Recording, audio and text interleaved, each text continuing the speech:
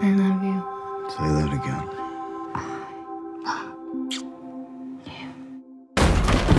You're under arrest for the murder of Roland LeGrand. You got the wrong guy, pal. I was with her all night. Come on, let's go. 금고털이 법인 빠삐는 살인 누명을 쓰고 무기징역을 선고받습니다. 그가 수감된 곳은 악명 높은 교도소인 기아나 교도소입니다. 그곳에서 백만장자 드가를 만나게 됩니다. 빠삐는 드가를 교도소 내에서 보호를 해준다는 빌미로 탈옥 자금을 지원받기로 합니다. 둘은 서로의 관계를 다져가며 탈옥을 시도합니다. 자유를 꿈꿨던 그들의 이야기, 영화 빠삐용입니다.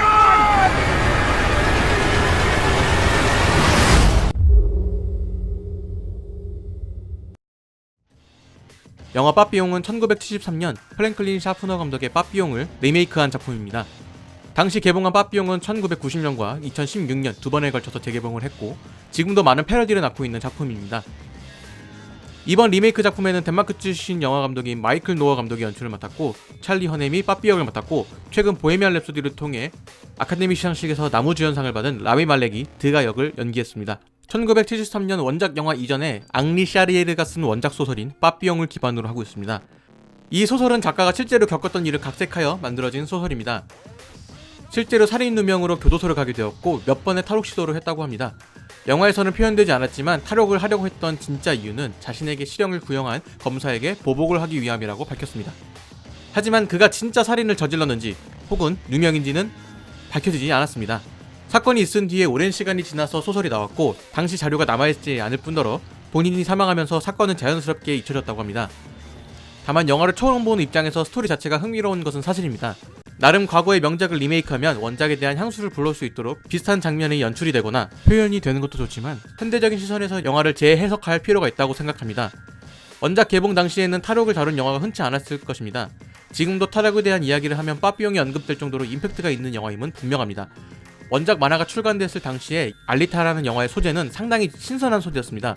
하지만 지금의 영화 알리타의 소재는 신선한 소재는 아닙니다. 이미 다른 작품에서 많이 사용되었던 소재이기 때문이죠. 그저 원작을 리메이크했다는 것만으로 만족해야 될 것 같습니다. 그럼에도 영화가 가지고 있는 몰입감은 상당합니다. 133분이라는 짧지 않은 러닝타임을 가지고 있음에도 영화 내내 상당한 몰입감을 보여줍니다. 대부분의 영화들이 긴장을 주었다 잠시 풀어주고 이런 패턴을 반복하는데 이 영화는 그런 완급 조절이 없습니다. 물속에 있는 개구리가 물이 끓는 것을 인지 못하는 것처럼 몰입이 되고 있었는지도 모르게 영화에 몰입을 하고 있는 자신을 발견할 수 있습니다. 긴장의 끈을 놓지 않는다는 표현이 어울리는 영화입니다. 2시간이 넘는 시간 동안 내내 긴박한 장면들이 넘치는 것은 아니지만 이 긴장감은 서서히 팽창하고 있습니다. 하지만 관객의 입장에서는 이를 인지하지 못할 정도로 서서히 올라갑니다. 그러다가 결말에 다다르면 여태까지 자신이 영화를 보면서 긴장하고 있다는 것이 느껴집니다. 궁극적으로 이 영화는 힘들게 탈옥하려고 하는 빠삐를 보여주면서 무엇을 이야기하려고 하는지 명확하게 표현되지는 않습니다. 적어도 이 영화가 케이팝 무비나 팝콘 무비처럼 그저 보고 즐기기 위한 영화로 만들어진 것이 아니라면 이런 이야기를 보여주는 이유가 무엇인지에 대한 고민이 조금 있어야 합니다. 원작에서 엔딩 크레디트를 보면 그가 얼마나 큰 의지를 가지고 탈옥을 하려고 했는지 그리고 폐허가 된 수용소의 모습을 보여주면서 영화가 마무리됩니다. 리메이크된 빠삐용 역시 영화의 마지막에 당시 수용소의 영상과 몇몇 자막 등을 통해 실제 인물이 어떻게 살아가는지에 대한 간단한 설명이 나옵니다. 이런 설명은 마치 교도소 내의 인권을 이야기하는 것처럼 보입니다.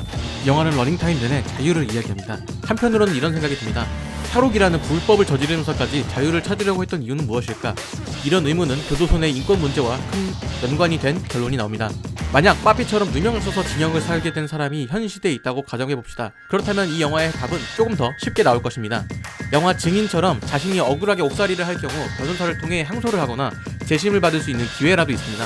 당시에는 그런 기회가 없을 뿐더러 정말 억울한 사람도 있을 것이고 자신의 잘못을 반성하는 사람도 있을 것입니다. 그들에게 다시 시작할 수 있는 기회가 필요하다고 생각합니다. 그들이 존중받는다면 우리도 존중받을 수 있을 것입니다.